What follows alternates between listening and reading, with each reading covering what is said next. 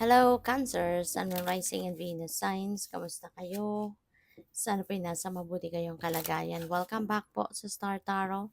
At kung bago kayo dito, welcome din po kayo. Please subscribe, like, share my videos, and leave me a comment po kung naka-resonate kayo. Thank you. So, first card ni Cancer is Healing from the Past. Ayan. So, this is good, that you are ready now to heal from the past. You're ready now to move on sa iyong nakaraan. 'Di ba? Maganda yon kasi kung if you are going to continue to dwell on what is already behind you, parang super nonsense na, 'di ba? Kasi wala ka namang magagawa na doon. You have no power over that kasi tapos na nga yun, nakalipas na.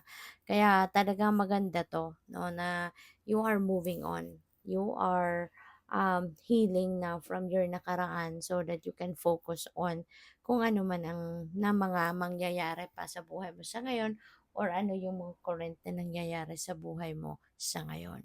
'Di ba? So, be true to you. Ayan, this is reminder din sa'yo na maging authentic ka na sa sarili mo. Okay? Maging authentic ka, maging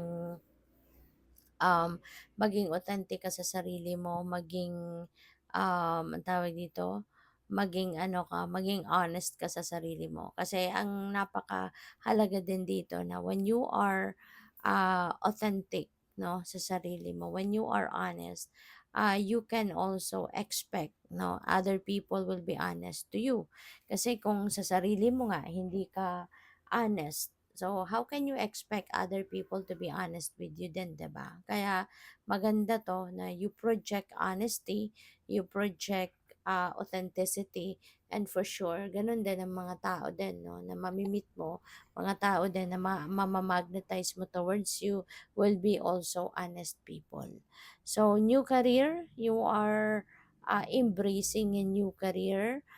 Depende ito sa inyong sitwasyon, ano, but definitely, meron kayong bagong career path na tatahakin sa ngayon. Maybe you are going to be very excited about this kung ano man itong bagong karera na kukunin ninyo or bagong karerang i-embrace ninyo. Ano? So, depende yan sa inyong sitwasyon.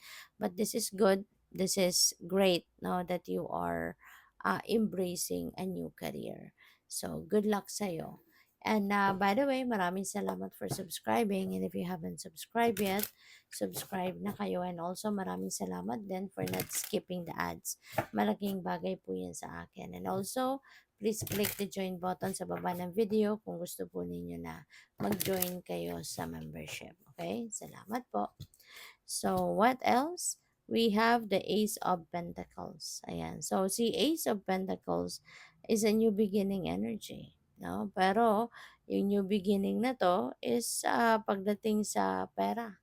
Diba? Magbabago dito ng sitwasyon kayo sa inyong finances. Um, magbabago kayo ng kalagayan, sitwasyon pagdating sa inyong kaperahan. This could be the beginning, 'di ba, of you living a more comfortable life.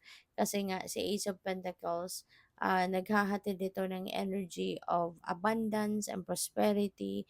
Ito yung simula, magsisimula ka na na magkaroon ng magsisimula ka na na magkaroon ng oportunidad para sa mas komportableng buhay, mas maraming pera, 'di ba? This could be the start of inflow of money.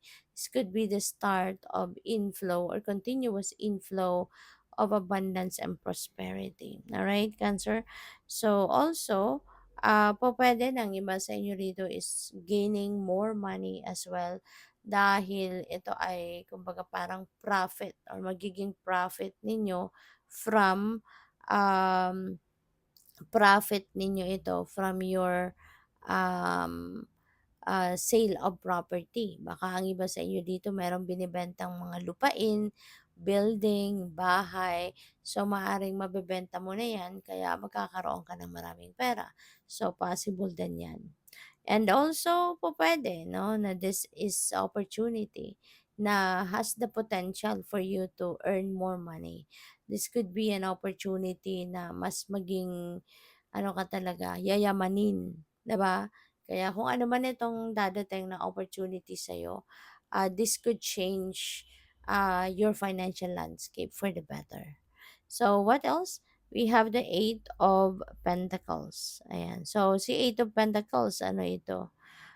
Sipag at tiyaga, devotion sa trabaho, dedication sa trabaho.